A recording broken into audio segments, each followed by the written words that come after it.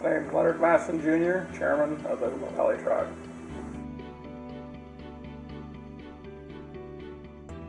This building that we're in here, I'm not sure the year it was built, but it was built as a recreation facility for the community. And it was supposed to be just a basketball court, swimming pool, and the offices started out on this wing. On this side was a dental clinic.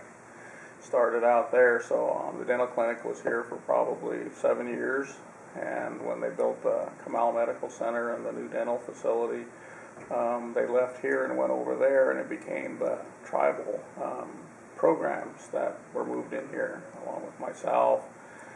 This area here is council chambers, and now the old dental place on the other side is the area where the council offices are over there now, along with our recording secretary, and upstairs is our physical department and personnel.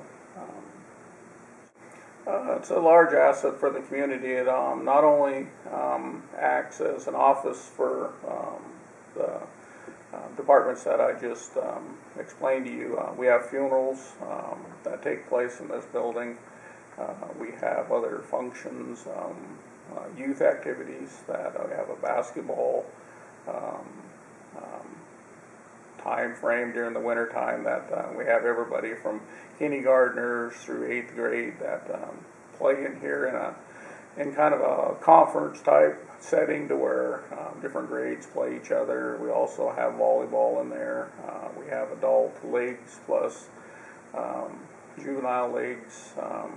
We have when we had the big medium fire out here, it was a facility that we used for keeping elders away from the smoke. We had children in there. We used it as kind of an emergency services type building for the community in a disaster type setting.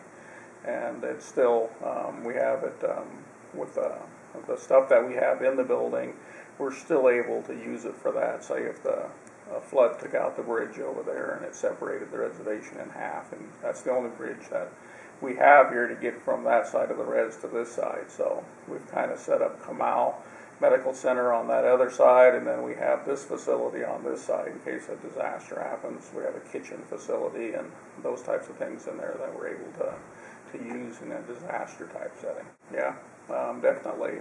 If the building is older, we definitely need to increase and update not only the roof, but some of the structures. This last summer we had where the windows are old. They were new back then, but anymore you have the double pane windows and things that are keep it from fogging up, keep the moisture on the outside, not on the inside. So because we don't have those, we've had some of the mold problems, and we had to bring a department in that just dealt with the mold and removed some of the rotting part of the wood, because it just wasn't designed for what we have where we're using it for. So it needs to be updated.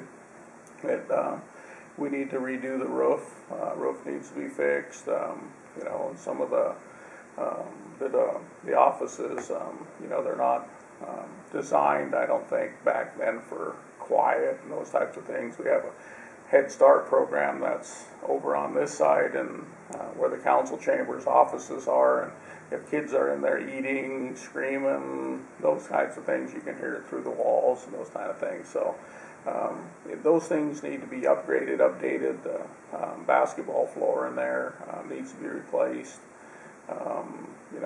Just odds and ends. We got a grant and had the lighting all fixed to where if you're not in the room, the lights go off. Those are energy saving type things, and we need to do that same thing with the heating and the air conditioning here. So I think those would be huge upgrades for disaster type things that our fire, that happened here, that we'd be able to use it a little more extensively than we do now.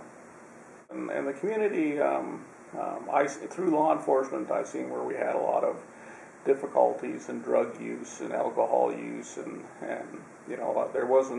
there needed to be more things for the youth to be involved in, and I'm a big advocate on finding monies and dollars for youth to be involved in, whether it be a summertime program where they can make some money or learn some trades. And so I was very instrumental in getting our soccer field built for youth, because we never had a soccer field. And we had a lot of kids that wanted to play soccer, but they were kind of at the mercy of the baseball and football, and those things kind of thrived here, but there was no place for soccer. And so we actually built that, and the high school is going to have a soccer team now this year, so it helped them. They're going to be able to use it, and it's just been a I've taken it on as a responsibility to help.